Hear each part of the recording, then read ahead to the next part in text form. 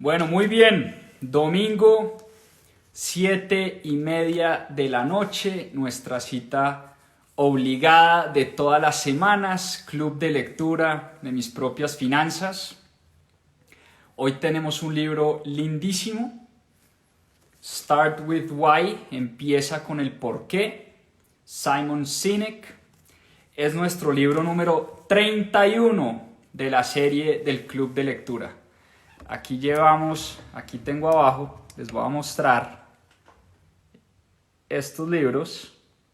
Son todos los que hemos leído ya en club de lectura. Llevamos 31 semanas seguidas leyendo un libro distinto. Un libro de emprendimiento, una historia inspiradora de algún país, de alguna empresa, de algún emprendedor o alguna emprendedora que nos inspiran todas las semanas, nos enseñan todas las semanas y aprendemos todas las semanas a través de la lectura. Ese es nuestro propósito grande acá en Club de Lectura. Vamos a leer un libro a la semana durante un año, durante 52 semanas, y ya vamos más de la mitad, llevamos 31 semanas seguidas leyendo libros e historias inspiradoras, así que eso nos tiene supremamente contentos. Hemos aprendido un montón a través de los libros y a través de este hábito poderosísimo. Hoy, como les decía, tenemos una historia espectacular, una historia lindísima, un libro muy inspirador y un libro que me ha ayudado a mí a replantearme muchas de las cosas en los negocios, en la vida en general. Un libro al que recurro de manera frecuente. Lo leí terminando la universidad por allá en el 2016 y lo releí esta semana, por supuesto, para el club de lectura. Está rayado por todas partes con un montón de notas y estoy seguro que les va a encantar el mensaje que tiene este libro para todos nosotros. Bueno, ¿cómo nace este libro y cómo nace esta idea de Simon Sinek? Simon Sinek es el autor de este libro y el creador, digamos, de este movimiento del why, del por qué. Y Simon Sinek se encontró con esta idea del por qué en un momento crucial en su vida, en un momento donde realmente él lo necesitaba. Simon Sinek, para ponerlos un poco en contexto, es antropólogo y tenía una agencia de mercadeo y era un tipo relativamente exitoso en los negocios, le iba bastante bien. Él creó su agencia de mercadeo y publicidad y por allá en el año 2005 empezó a sentir que ya su trabajo no lo llenaba, que ya no se sentía y no se levantaba con las mismas ganas para trabajar con las que empezó cuando montó su emprendimiento y su negocio. Que aun cuando al negocio le estaba yendo bien y estaba siendo exitoso y tenía bastantes clientes grandes e importantes, entró en una gran depresión porque no encontraba esa magia en su trabajo. Necesitaba realmente encontrar esa magia, esa chispa, esas ganas de volver a trabajar. Y Simon Sinek entró en una grandísima depresión, en una profunda depresión. Y trataba de esconderle, por supuesto, esta depresión a sus familiares, a sus amigos y a sus colegas y a sus empleados, porque él no quería demostrar debilidad, él no quería demostrar lo que estaba sintiendo, porque creía que iba a afectar de manera enorme su negocio. Y lo que hizo él fue volver a las bases y dedicarse a estudiar como antropólogo y como experto en mercadeo las grandes compañías y los grandes líderes de la historia para ver si encontraba un común denominador. Y estudió empresas como Harley Davidson, como Southwest Airlines, como Disney, como Tata Group, como Starbucks, como Apple, y trató de descifrar qué es lo que hace a estas compañías distintas. Y lo mismo estudió personas y grandes líderes de la historia como Martin Luther King, como John F. Kennedy, como Ronald Reagan, y trató de entender qué era lo que hacía a estos líderes y a estas compañías distintas. Y en un momento como de eureka, después de haber estudiado por mucho tiempo a estos grandes líderes y a estas grandes compañías, descubrió Simon Sinek que estas compañías primero inspiran y segundo comunican de manera exactamente igual. Y el común denominador que encontró Simon Sinek en estas compañías y en estos líderes es que estas personas siempre empezaban con el porqué, con su razón de ser. Le contaban a la gente y a sus empleados por qué existían. Y la razón de ser de una compañía no es precisamente hacer dinero, lo veíamos la semana pasada con el libro Capitalismo Consciente. El dinero es un resultado de hacer lo que realmente quiere hacer esa persona o esa compañía. Pero la razón de ser de una empresa no es el dinero per se. Y no es como decía Milton Friedman por allá en los años 80, que la única razón de ser de una empresa era crearle valor a sus accionistas, crearle o devolverle dividendos a sus accionistas. Simon Sinek, por el contrario, creía que el valor a los accionistas y el dinero que generaban estas compañías era un resultado de un propósito elevado, de una razón de ser muy sólida y muy firme. Y estos líderes que inspiran empiezan con ese motivo, con esa razón de ser, con ese propósito. Y esto es precisamente lo que le comunican muy bien a su gente, lo que le comunican muy bien a sus clientes. Y esto nos lleva a hablar tal vez del eje central o la idea central que hay en este libro de Simon Sinek, que empieza con el porqué. Y la idea central de este libro él la llama el círculo dorado. Les voy a mostrar aquí la imagen del círculo dorado, que lo pinté aquí en mis notas. El círculo dorado nos ayuda a entender muy bien por qué hacemos lo que hacemos.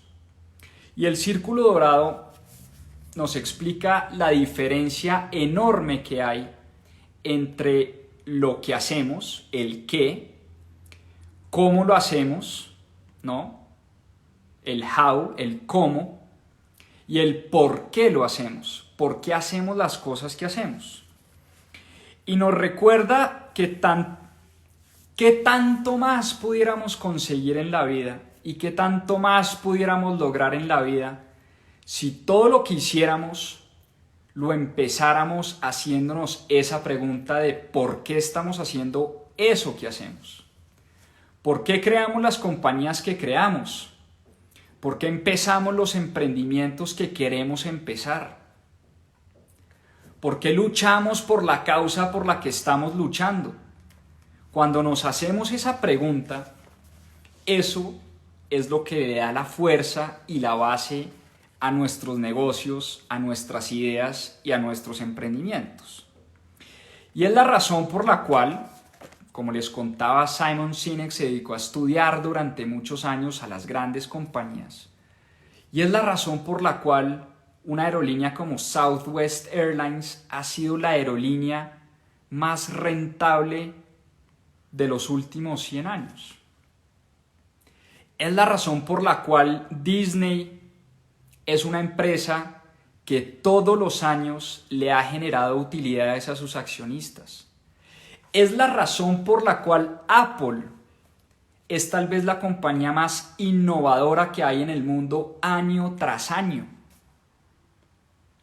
Es también la razón por la cual, dice él en su libro, a Martin Luther King, cuando echó su discurso de I have a dream, de yo tengo un sueño, allá en Washington, D.C., la razón por la cual tuvo más de 250.000 personas escuchando ese discurso. En una época, recordemos, estamos hablando de los años 1900, entre el 50 y pico, finales de los 50, años 60. ¿Cómo es posible que 250.000 personas hayan llegado hasta donde estaba Martin Luther King a escuchar ese discurso? Y lo mismo, cuando John F. Kennedy le dijo a su nación: vamos a poner el primer hombre en la luna. ¿Por qué después de muerto fue Estados Unidos y no Rusia? Recordemos un poquito la historia, que en ese momento de la historia, cuando John F. Kennedy fue presidente, estaban Estados Unidos y Rusia en plena Guerra Fría y en una carrera por conquistar el espacio. Y a John F. Kennedy se le convirtió en una obsesión que fuera su país el primero en poner un hombre en la luna. Y Estados Unidos no necesariamente tenía la mejor tecnología. Ya la historia nos ha contado cómo tal vez Rusia de pronto tenía tecnología más avanzada y le llevaba un poquito de ventaja a Estados Unidos en esa carrera por la conquista del espacio. Y hablando de la conquista del espacio, una de las historias más hermosas que hay, hablando del tema del propósito y el por qué, es una anécdota precisamente que le ocurrió al presidente John F. Kennedy. John F. Kennedy, dice la leyenda, dice la historia, dice la anécdota, no sabemos si es verdad o no, pero es una historia lindísima, porque dice la anécdota que John F. Kennedy fue a la NASA. Y un día, estando en la NASA, pues nada, entró al baño y había una persona que trabajaba limpiando baños, los baños de la NASA, que se conoce como los janitors allá en Estados Unidos. Y John F. Kennedy saluda a este janitor y nada, se presenta, le dice: señor, mucho gusto, mi nombre es John F. Kennedy, soy el presidente de Estados Unidos. El tipo que limpiaba el baño le dice: pues obvio, yo sé quién es usted, no me tiene que decir, señor presidente, muchísimo gusto, qué placer tenerlo aquí en la NASA. Y John F. Kennedy le pregunta a este señor, que se encargaba de limpiar los baños en la NASA, le pregunta: señor, cuénteme, ¿cuál es su trabajo acá en la NASA? Y el señor le responde lo siguiente: señor presidente, yo hago parte del equipo que está tratando de poner un hombre en la luna. Cuando la persona que limpia el baño se siente partícipe de ese propósito elevado en ese momento de la NASA, que era poner el primer hombre en la luna, cuando es la persona que limpia los baños la que le dice al presidente de los Estados Unidos que hace parte del equipo que está tratando de poner un hombre en la luna, ahí es cuando nos damos cuenta los propósitos elevados y lo poderosos que pueden llegar a ser los propósitos elevados en la compañía. Los porqués, como dice Simon Sinek. Esta es una historia lindísima y muy famosa cuando uno empieza a leer sobre estos temas del propósito, del why, del capitalismo consciente, del propósito elevado.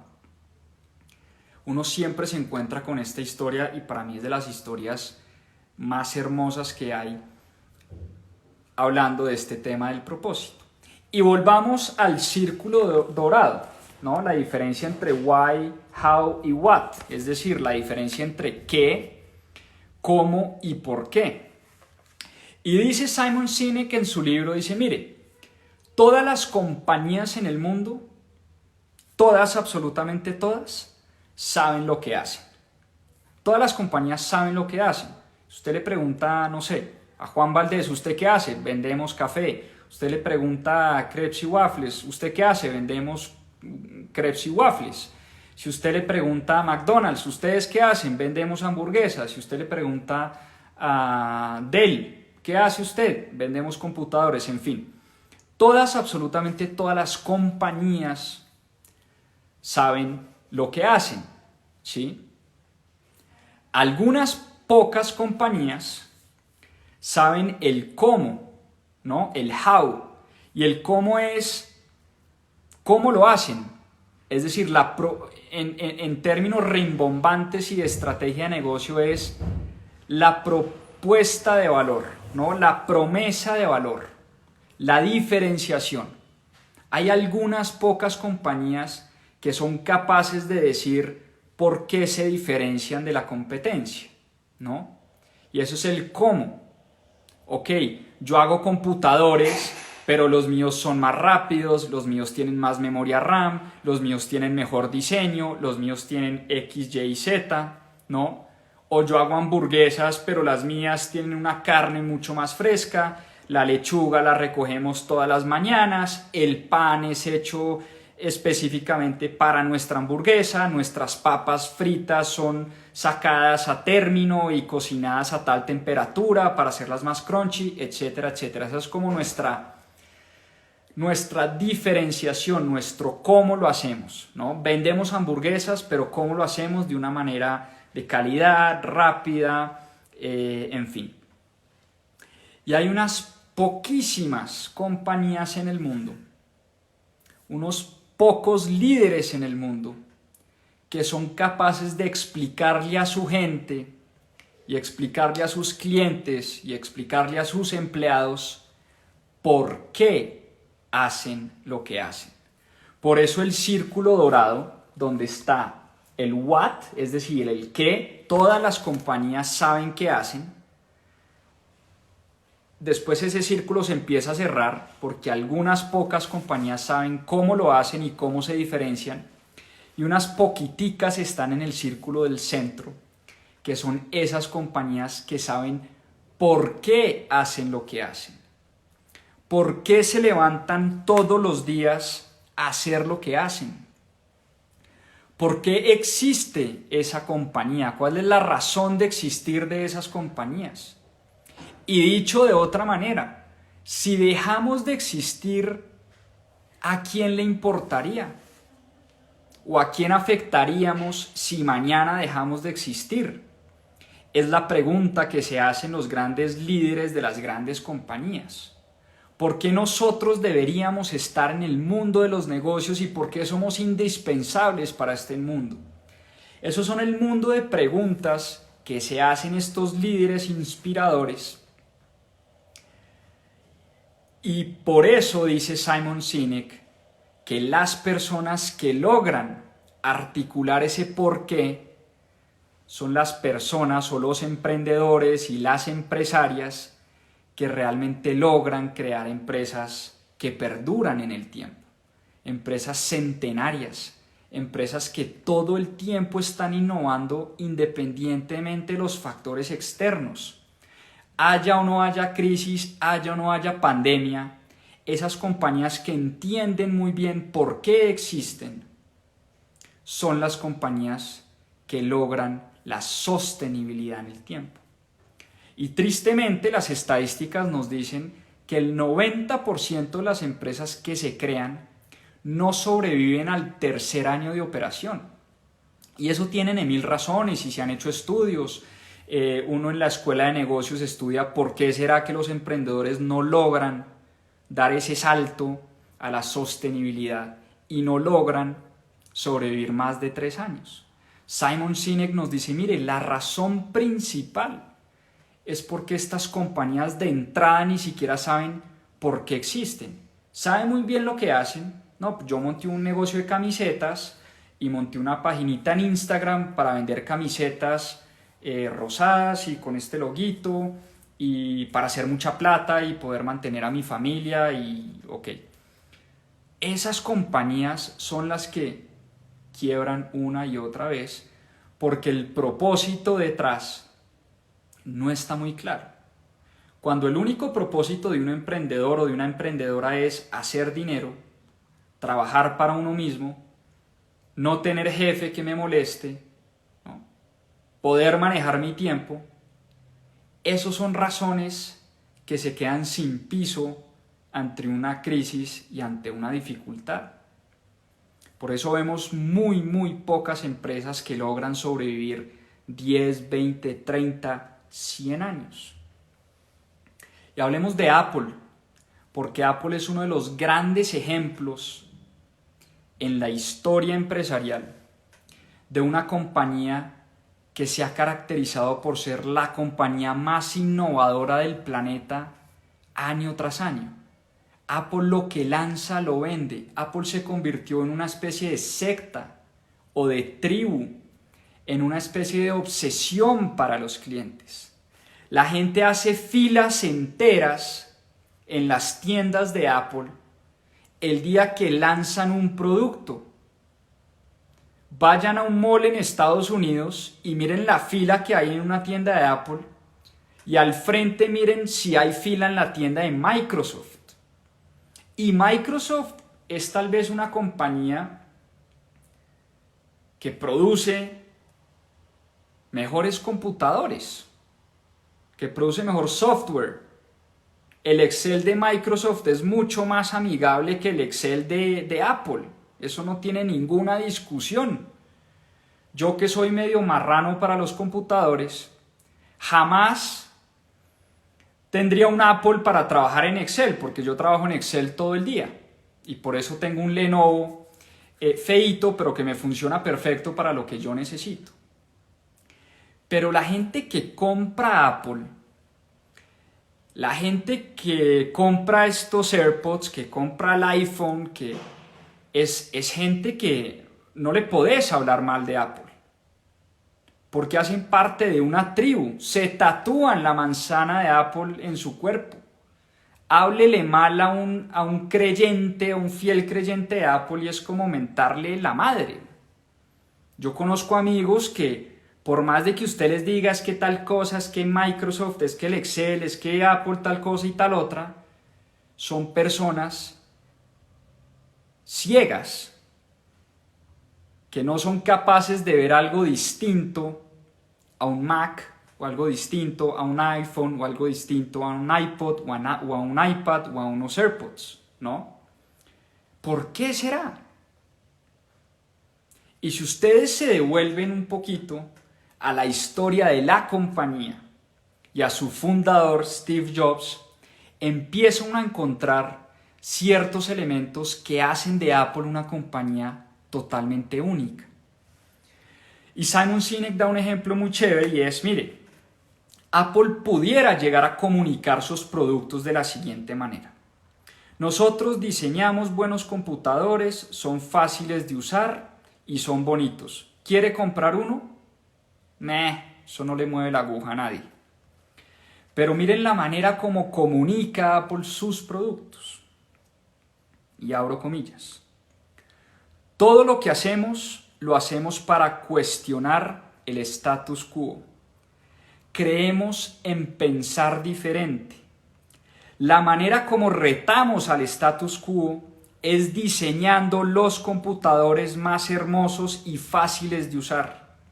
Nuestra obsesión por la innovación nos ha llevado a crear buenos computadores. ¿Quieres comprar uno? ¿Dónde le pongo mi tarjeta?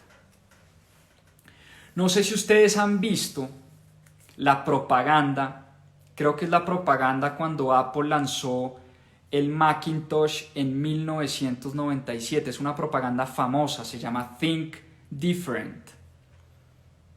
Y la propaganda no habla de los features del computador, es decir, la propaganda no te dice este Macintosh tiene tanto de memoria RAM, tal velocidad, Intel Core i7, tal teclado. No, jamás nos hablan de las características puntuales del Macintosh, nunca. ¿Saben de qué nos habla esa propaganda? La propaganda empieza diciendo, esto es para los locos que alguna vez pensaron que pudieron cambiar el mundo. Entonces muestran la foto, ¿no?, de Gandhi, de Albert Einstein, de Picasso, de un montón de locos en el mundo que alguna vez en la vida retaron el status quo. que alguna vez en la vida pensaron diferente. Dice, esto es para ellos, para aquellas personas que nos gusta pensar diferente, que nos gusta restar el status quo. Porque estas personas las puedes odiar, las puedes amar, puedes hablar bien o puedes hablar mal de ellas, pero nunca, nunca las podrás ignorar. Es lindísimo ese video, yo los invito a que lo vean saliendo de este live de Club de Lectura. Es un video hermoso porque jamás Apple nos habla de lo que tiene el computador. Simplemente nos habla de que este es un producto dedicado para aquellas personas que fueron tan locas, lo suficientemente locas, de creer que podían cambiar el mundo. Porque aquellas personas locas que creen que pueden cambiar el mundo son las que realmente cambian el mundo.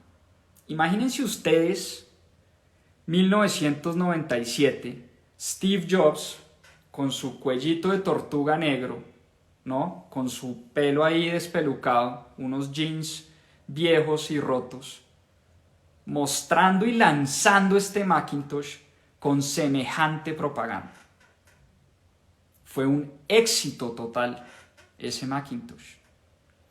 Y así como lo hicieron en esa época, lo siguieron haciendo. Aún después de la muerte de Steve Jobs, Tim Cook, quien heredó el liderazgo de la compañía, ha seguido haciendo y ha seguido innovando y ha seguido entregándole a la humanidad productos supremamente hermosos y, como dicen ellos, user-friendly, fáciles de usar.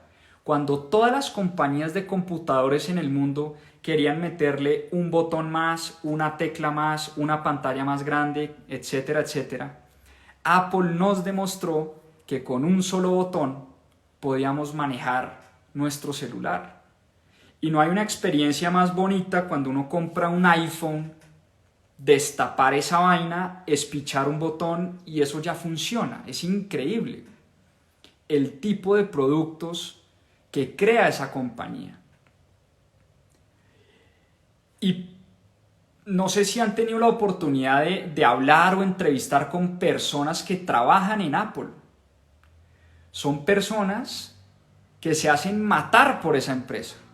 No son personas que les ofrecen 100 o 200 o 300 dólares más en Dell o en Microsoft o en Lenovo y se van. No, son personas que duran muchísimo en esa compañía, porque vuelvo y repito, son empresas que logran explicarle y contarle al mundo por qué hacen lo que hacen. Como lo decía Steve Jobs en ese video, esto es para los locos que alguna vez pensaron que podían cambiar el mundo, porque gracias a ellos el mundo hoy en día es diferente. Y por eso la gente no compra, dice Simon Sinek en su libro, lo que uno hace, sino por qué uno lo hace. Lo repite una y otra vez en el libro. La gente no compra lo que usted hace, la gente compra usted por qué lo hace.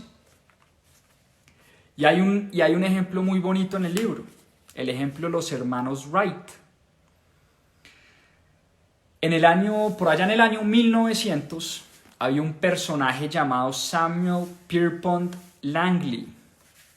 Y Pierpont Langley tenía todo lo que uno diría es la receta para ser exitoso. Pierpont Langley tenía las conexiones, había estudiado ingeniería en la Universidad de Harvard, la mejor universidad del mundo. Era amigo personal de Carnegie, Andrew Carnegie, que era ni más ni menos el magnate del acero, y amigo personal de Alexander Graham Bell. Pierpont Langley era una de las personas más conectadas en el mundo de la ciencia de los negocios. El Departamento de Guerra en el año 1900 le entregó un cheque por $50,000, un montón de plata de la época, para que fuera él quien diseñara la primera máquina voladora, el primer avión. Y Pierpont Langley con ese dinero contrató a los mejores ingenieros, a los mejores matemáticos, tenía las conexiones, había hablado con el Washington Post y el Washington Post lo seguía a cada una de sus expediciones y a cada uno de sus intentos por crear esta máquina voladora.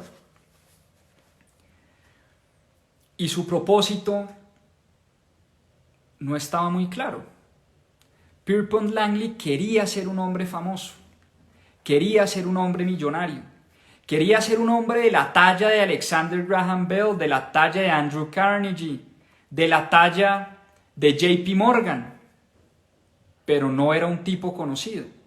Y él decía, si yo logro ser la primera persona que pone una máquina a volar, es decir, si logro ser el primero en crear un avión,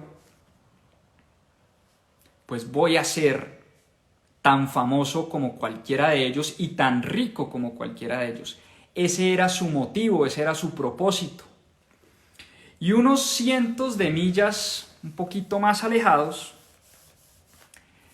en Ohio, habían dos hermanos, Orville y Wilbur Wright, conocidos como los hermanos Wright.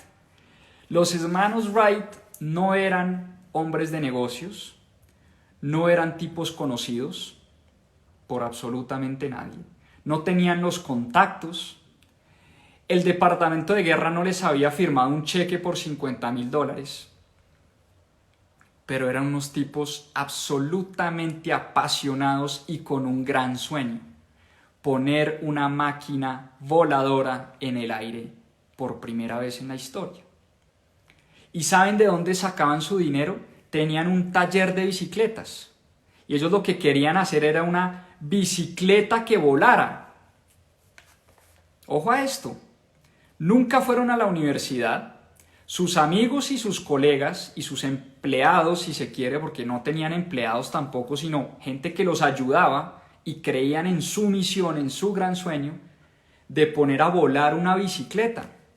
Y las poquitas utilidades que les quedaban del taller de bicicletas las invertían en tratar de crear su bicicleta voladora. Y ensayaron una y otra vez. Tuvieron varios intentos fallidos de crear esta bicicleta voladora. Y en diciembre 17 de 1903, por primera vez en la historia de la humanidad, los hermanos Wright lograron el vuelo de su bicicleta. Un vuelo que duró 59 segundos en el aire. Tenían un sueño y habían logrado ese sueño. Tenían un porqué muy claro. Tenían una razón de existir muy clara. Y por eso personas empezaron a trabajar con ellos sin recibir nada a cambio. Y ellos sabían que ese sueño que era personal, de poner una máquina en el cielo, sabían que ese sueño no solo les cambiaría la vida a ellos, sino cambiaría la vida y la historia de la humanidad.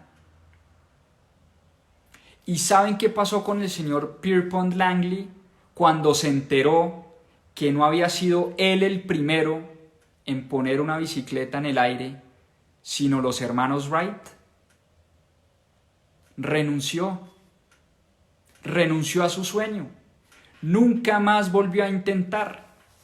Pierpont Langley, en vez de decir, oiga, qué berraquera lo que acaban de hacer los hermanos Wright en Ohio, vamos a ver, vamos a preguntarles qué hicieron, cómo lo hicieron y cómo yo lo puedo hacer mejor, Pierpont Langley abandonó su sueño.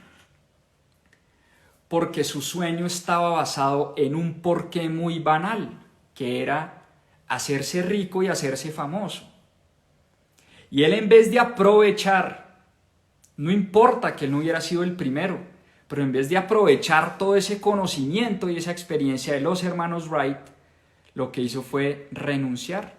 Al otro día renunció y nunca más volvimos a saber del señor Samuel Pierpont Langley.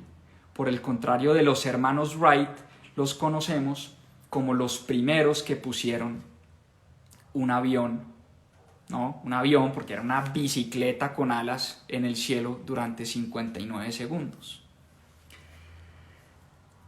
Y la prueba de que Langley no tenía un propósito elevado fue precisamente esa. Recordemos por un momento que Google no fue el primer buscador. Antes que Google existieron muchísimos buscadores. No sé si ustedes recuerdan Altavista, no sé qué tan viejos o jóvenes son. Yo empecé, googlear no era un verbo cuando empezamos a usar internet. Yo usaba era Altavista, no sé si recuerdan. Lo mismo el MP3. Apple no fue la primera compañía en inventarse el MP3, el iPod. Muchas otras compañías antes que Apple se habían inventado el MP3. Pero Apple, Steve Jobs, cogió esas ideas, robó muchísimas ideas y lo que hizo fue construir un producto absolutamente hermoso y fácil de usar. Y así como Apple, así como Google, Southwest Airlines no fue la primer compañía de bajo costo, pero Southwest Airlines tenía un propósito lindísimo. Cuando Southwest Airlines entró al mercado, Southwest Airlines es una compañía, una aerolínea que empezó en Texas. Y rápidamente les resumo la historia de Southwest Airlines. Southwest Airlines, en el año 1970, un señor llamado Herb Kelleher montó esta compañía con otro socio. Y en ese momento, en esa época, viajemos un poco hacia atrás al año 1970, volar era un privilegio de unos pocos. Montar en avión era un privilegio de los que tenían el poder económico. Era esa época donde la gente montaba en avión con saco y corbata, porque se veía como algo de estatus. Nosotros los que podemos y montamos en avión viajamos en saco y corbata. Los demás en carro, en bus y en tren, ¿no? Pero volar en avión era un derecho reservado para unos pocos. ¿Y qué hicieron este par de genios fundadores de Southwest Airlines? Solo el 10% en ese momento volaba en avión. Y dijeron, ok, ¿cómo hacemos para conquistar ese otro 90%? Y alguna vez les preguntaron, ¿cuál es su competencia? Y los tipos respondieron, nuestra competencia son las compañías de trenes, de buses y de carros. ¿Por qué? Porque nosotros queremos poner a viajar al 100% de la población en avión. Creemos que ese debe ser un derecho de todos y no de unos pocos. Y el propósito con el que nace Southwest Airlines es democratizar los cielos. Esa era la frase que estaba en la pared cuando la gente entraba a las oficinas de Southwest Airlines. Queremos democratizar los cielos. Este debe ser un derecho de todos. Ese era su why, ese era su porqué, esa era su razón de ser. Southwest Airlines tenía que existir para que todo el mundo tuviera el derecho de montar en avión. Y que montar en avión fuera un derecho de todo el mundo y por ende debería ser low cost, barato. No todo el mundo tenía para pagar un ticket en avión. Por eso la obsesión de los empleados, del CEO, de los gerentes, de los pilotos, de las azafatas, de todas las personas que trabajaban en Southwest Airlines era cómo somos supremamente eficientes en nuestra operación para poderle trasladar un bajísimo costo a las personas. ¿Para qué? Para que volar sea un derecho de todos. Y la aviación, siendo un negocio tan difícil y tan complejo, hemos visto cómo las aerolíneas una tras otra se quiebran. Hay una frase muy famosa y muy célebre que dice que la mejor manera de convertirse en millonario es empezar siendo billonario y montar una aerolínea. Es decir, tener 1.000 millones de dólares, montar una aerolínea para volverse millonario, es decir, tener 1 millón de dólares. Esa es la mejor manera de volverse millonario. Una frase jocosa que no es otra cosa que decir el mundo de la aviación, los negocios y las aerolíneas son negocios supremamente difíciles. Pero Southwest Airlines es una aerolínea que ha demostrado ser rentable desde su fundación. Y por eso Simon Sinek lo dice muy claro. El dinero, el valor para los accionistas de las compañías es un resultado de un porqué y una razón de ser muy potente y muy profunda. Y hablemos de otras compañías que tienen propósitos que inspiran. Les doy algunos ejemplos. Google, oigan esto, organizar la información del mundo. El propósito de Google es organizar la información del mundo. Hágame el favor ese propósito. Y alrededor de ese propósito es que hacen todo lo que hacen. Southwest, ya se los dije, democratizar los cielos. Sucinto, concreto, al grano, pero supremamente inspirador y poderoso. Tesla, existimos para acelerar la transición del planeta a energías renovables. Fíjense que en el propósito de Tesla nunca hablan de carros. Los carros son el medio. ¿Para qué? Para que el mundo pueda acelerar su transición a energías renovables. Entonces Tesla hoy puede hacer carros, pero mañana puede estar, ¿no?, llevándonos a Marte, porque lo que quiere Tesla es ayudar a este planeta. ¿No? Es el propósito de la compañía. Starbucks Coffee, inspirar y realzar, inspirar y realzar el alma humana una taza a la vez. One cup at a time, dice Starbucks Coffee.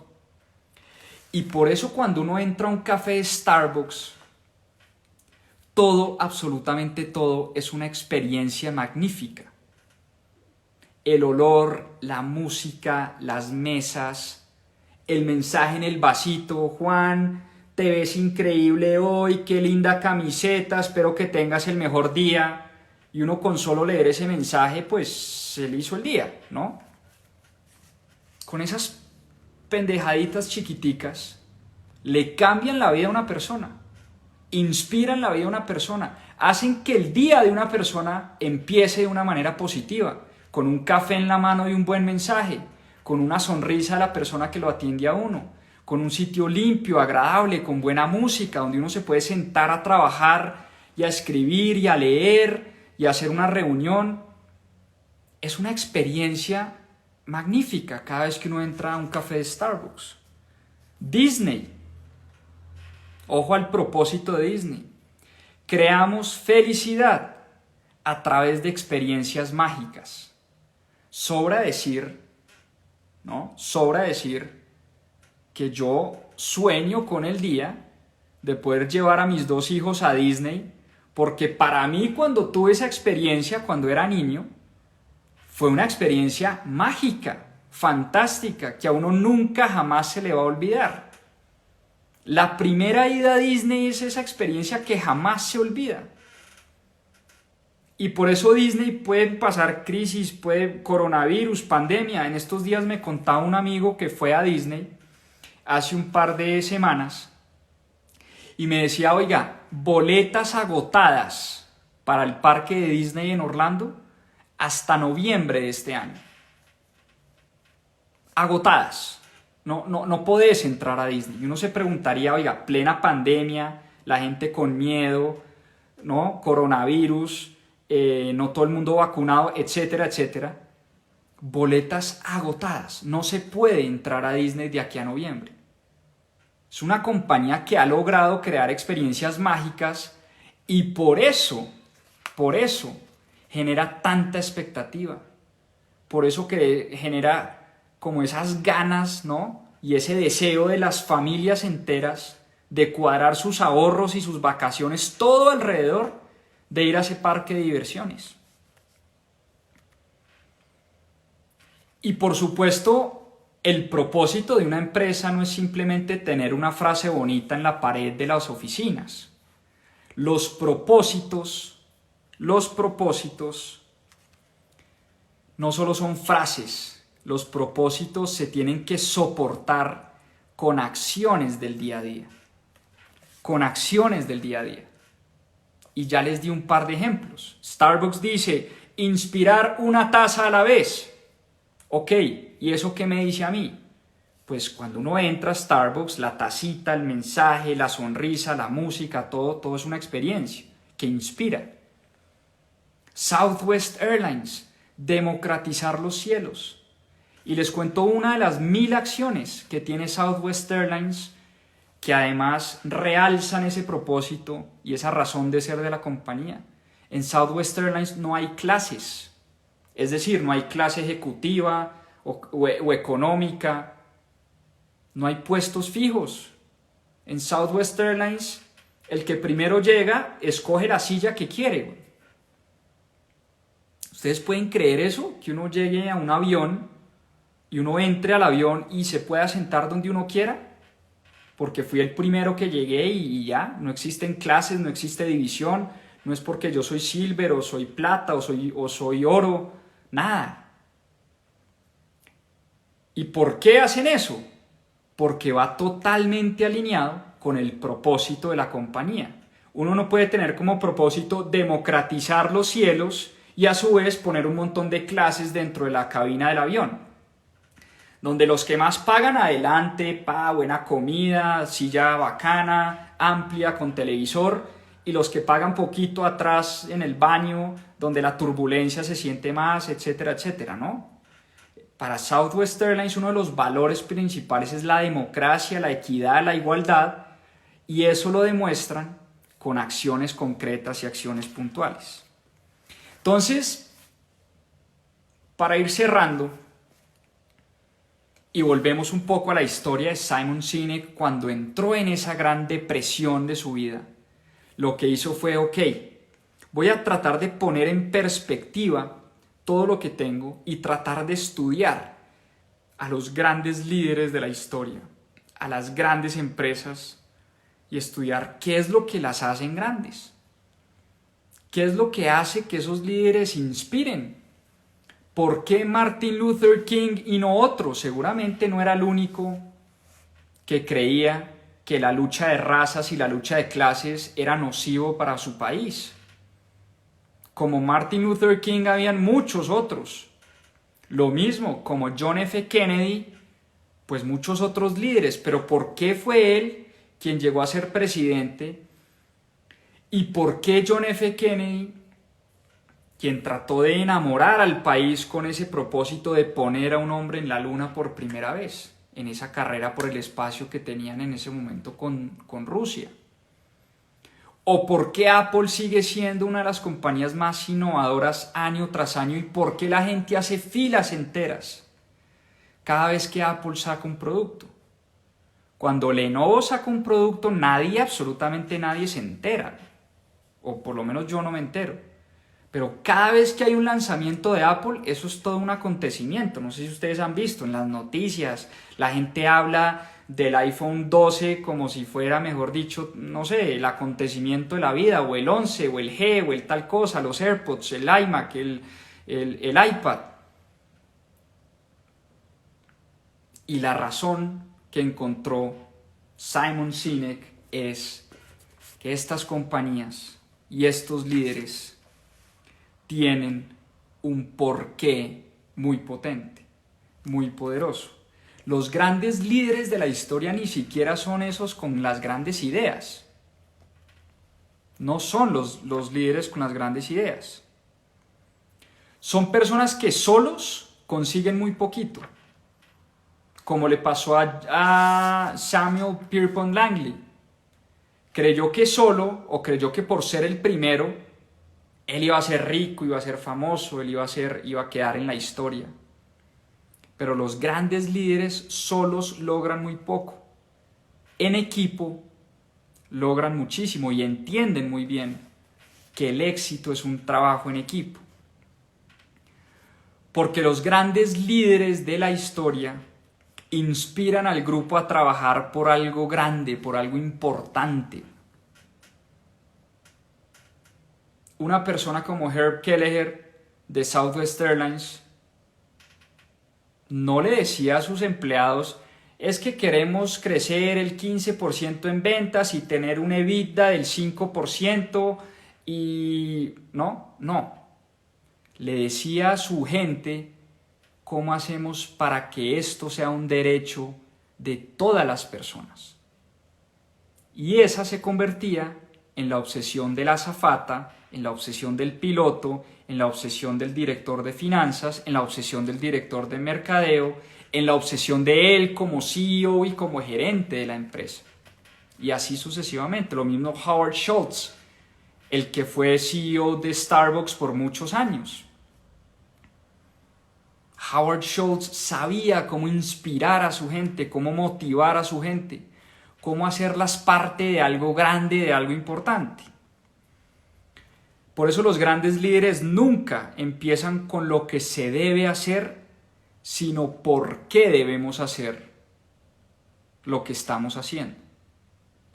Los líderes inspiran a la acción de esa manera.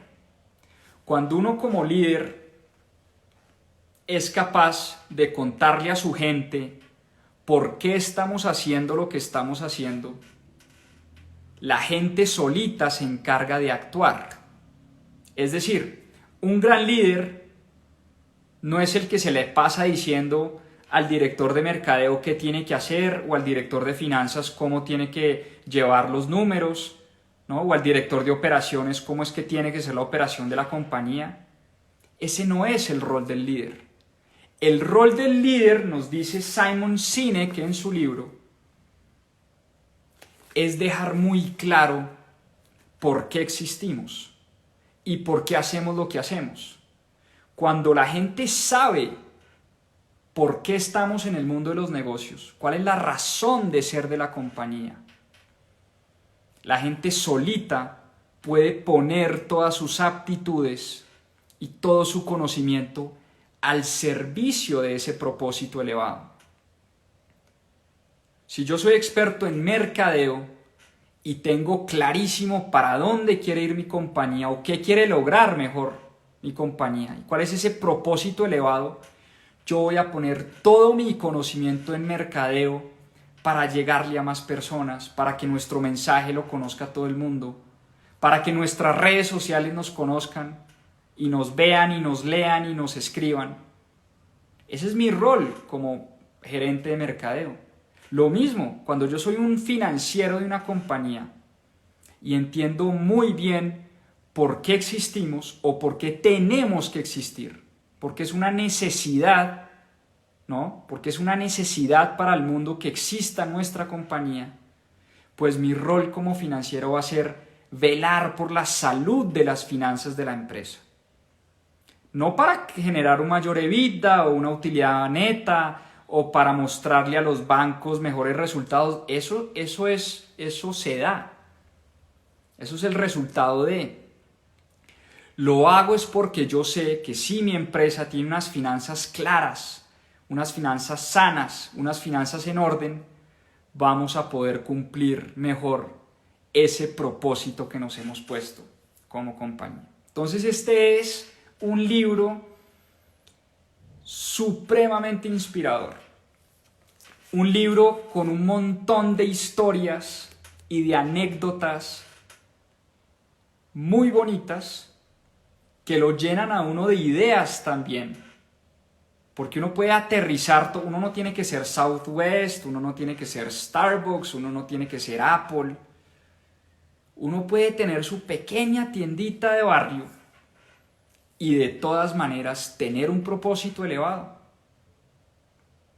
Tener algo que nos inspire a levantarnos todos los días. Tener algo que nos mueva la aguja y que si nosotros dejamos de existir, van a haber personas que van a sufrir porque ya no existimos o que les va a doler porque ya no existimos. No que simplemente si dejamos de existir, simplemente me voy para la tienda de la otra esquina. No.